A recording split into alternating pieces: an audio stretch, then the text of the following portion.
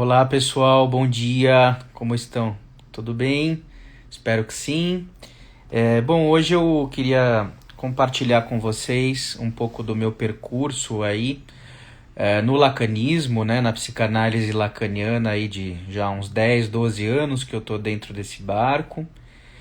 E como vocês sabem aí, ou não sabem, enfim, a partir dos meus últimos vídeos, das minhas postagens, das minhas brincadeiras, do meu livro Paixanalyticon, né, do meu canal também Paixanalyticon, eu tenho procurado dizer que eu estou dentro e fora do lacanismo, eu estou numa espécie de processo de deslacanicização.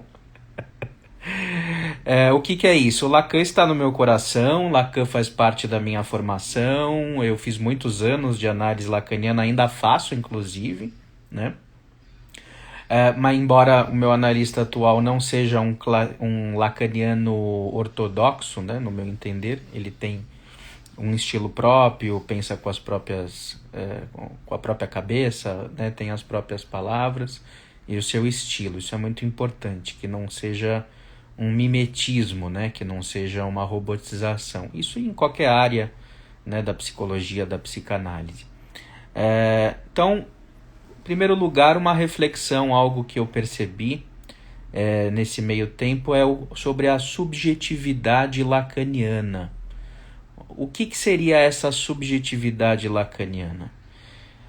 Que me fez mal. Eu percebi que me fez mal nesse meio tempo.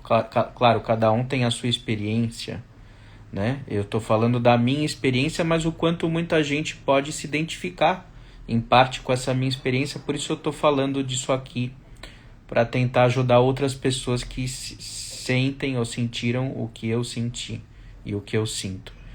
A subjetividade lacaniana, ela é uma subjetividade fundamentalmente negativa. No seguinte sentido, eu tinha um professor lá na PUC, o Franklin Gold, do grupo, que ele dizia que o lacanismo era uma teologia negativa, né? Ou seja, é um culto à falta, o real como impossível, não há relação sexual, não há intersubjetividade, o analista faz semblante de objeto A, a mulher não existe, o outro não existe, né? O grande outro, né? Não existe. Então é uma espécie de filosofia negativa, né? Ou seja, estamos impossibilitados, estamos ensimesmados em nossos fantasmas, temos que nos desvencilhar das nossas ilusões, né? Então, de alguma forma, o que eu percebo é que há uma espécie de culto no lacanismo, que forma uma espécie de identidade lacaniana ou de subjetividade lacaniana, que é muito perigosa, porque ela tem uma espécie de pressuposição de que o imaginário, que seria o mundo dos sonhos, das fantasias, ele deveria ser esvaziado, né? Como se aquilo fosse um problema, uma espécie de barreira à verdade do sujeito. Então, digamos, a clínica lacaniana ortodoxa, baseada nesse modus operandi lacaniano, nesse modo de entender a subjetividade humana, ela acaba sendo uma clínica muito seca, muito silenciosa e desafetada. E as produções lacanianas muito teóricas demais e estéreis do ponto de vista emocional e relacional, de um modo geral. Não é sempre que isso acontece, há exceções. Eu gosto muito do Nasio, né, que se considera lacaniano. Até eu tive uma discussão, uma conversa com o Goldberg, né, que está aqui, o Leonardo, sobre isso, né, que se Nasio é ou não é lacaniano, né. Então há exceções, mas em geral essa subjetividade lacaniana, tanto para o analista, né, fundamentalmente para o estudante, ela acaba produzindo um lugar meio desértico. Isso me fez muito mal, porque eu nunca fui um cara desértico, né?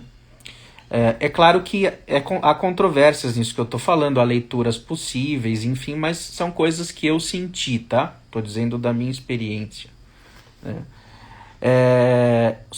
A segunda questão é o problema do lacanês, que é um outro fator que está aliado a essa subjetividade lacaniana, né?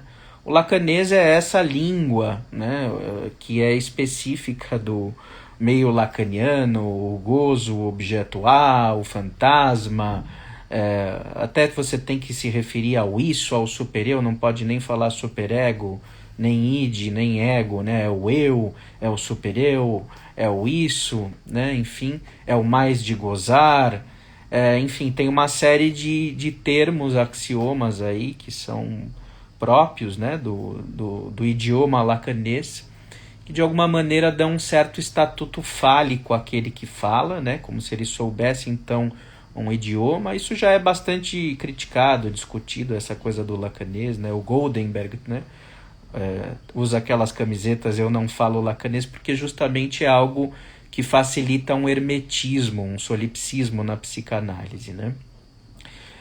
O que acontece? Por que o lacanês existe? Assim como outras linguagens existem em outras culturas, subculturas, digamos, intelectuais ou psicanalíticas, né? Ele existe porque ele dá identidade ao grupo. Então, tudo é assim, né? O ser humano é assim. Ele precisa de uma identidade de grupo. Então, para ele ter reconhecimento entre os pares, ele precisa falar do mesmo jeito que os seus colegas. Se ele fala de um jeito diferente, ele vai ser estranhado, né? Vão se incomodar com o jeito que ele fala. Então, os grupos, eles precisam funcionar de uma maneira mais ou menos homogênea, né?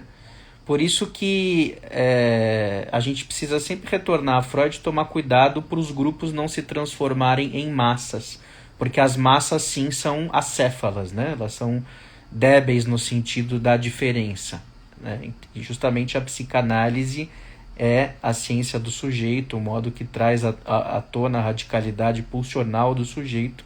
A gente não pode se permitir abafar em fenômenos de grupo ou de massa institucional ou de determinados meios que a gente está presente, não só em instituições. E a psicanálise é formada muito assim. Então, há pouca liberdade de pensamento e de discurso dependendo de onde você está. E isso é nocivo à psicanálise, porque a gente fica refém de uma espécie de vocabulário ou de pensamentos, comportamentos e atitudes que são bem-vindas e esperadas dentro dos ditames desse determinado grupo, que pode muito bem se massificar em muitos momentos. Então, a subjetividade lacaniana negativa, seca, o impossível, a impossibilidade, a falta, não há relação sexual, não há intersubjetividade, está aliada com o lacanês. Um terceiro ponto que também me incomodou muito no meio lacaniano, novamente, eu estou no meio lacaniano, mas ao mesmo tempo não estou. É esse que é o ponto que eu vou querer chegar na minha conclusão. O terceiro ponto é a militância política, né? As pautas das militâncias políticas lacanianas, eu até do ponto de vista pessoal concordo com a natureza dessas pautas, o incômodo em relação ao fascismo, ao poder, à destruição, né, do ser humano, ao gozo, ao imperialismo, né, a impossibilidade das diferenças e tal. As pautas são nobres, eu compartilho delas. A questão é que, pelo fato do lacanismo, na sua constituição histórica, ele ser um movimento de ruptura, ele é muito mais politizado do que outras psicanálises, dentro do que eu percebi, né? Então você não vê muito assim kleinianos, freudianos, winnicottianos se manifestando fervorosamente em redes sociais e clamando por movimentos de militância política, ao passo até existe, mas é mais comum isso no lacanismo. Então, o que acontece? A militância dentro da psicanálise, ao meu ver, dentro da leitura que eu faço, claro, cada um pode discordar, ela é superegóica, né? Ou seja, ela estabelece a prioristicamente um lugar de bem. Ou seja, ela diz o que você tem que fazer para ser um bom sujeito, um bom cidadão, né? Você tem que sentir dor por tal grupo, você tem que tomar partido disso, você tem que ser aliado político desse movimento e não daquele movimento, você tem que gostar de tal ou tal político, você tem que tomar ações para resolver tal e tal problema, né? E qual que é a questão comigo dentro desse paradigma imperativo superegóico da militância política?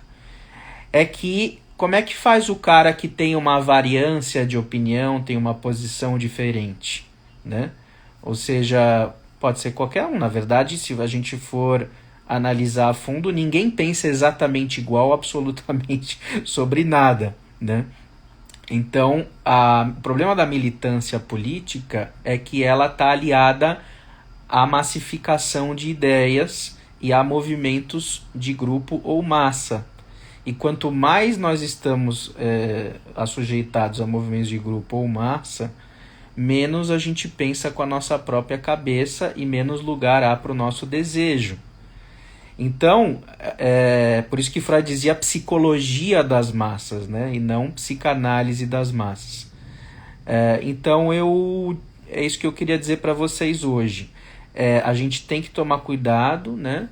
Para pensar sempre o nosso lugar, a nossa existência, a nossa singularidade no mundo. Isso não quer dizer que a gente não possa estar em grupos ou instituições, mas eu acho que se nós estarmos muito dentro desses lugares, a gente não vai conseguir olhar para o outro, para o diferente, e aí há um passo para o ódio de tudo aquilo que é diferente de mim e do grupo ao qual eu pertenço. Mas se a gente estiver sempre muito fora do grupo, da instituição, aí a gente vai ficar numa posição solitária, que também não é bom, porque o ser humano funciona coletivamente, então a gente precisa dialogar e dialetizar as posições com as pessoas, né? Então, a minha, entre aspas, recomendação, né? Se é que eu posso dizer assim, brincando um pouco, é que cada um possa se permitir estar dentro e fora o suficiente dos grupos, das identidades de massa, seja na psicanálise ou fora dela, para poder ter um lugar de existência, né? Então, é isso aí, pessoal. Continuo no meio lacaniano, mas não todo. Estou dentro e fora ao mesmo tempo. Acho importante ter essa função exogâmica, ou seja, procurar estar dialogando com a diferença, com o estranho. Esse é o espírito da psicanálise para a gente ser cada vez mais plural e se enriquecer cada vez mais. Então, essa é a minha mensagem de hoje. Então, falamos sobre subjetividade lacaniana, um modus operandi, um modo de enxergar a vida, a análise, né, que tem seus efeitos. Falamos sobre o uso do lacanês e sobre a militância política lacaniana, mas que também pode existir em outras psicanálises, e o quanto a gente precisa tomar cautela, porque às vezes através de uma ideia de bem a gente vira fanático e acaba provocando o mal. É isso aí, pessoal. Grande abraço e nos vemos em breve. Tchau, tchau.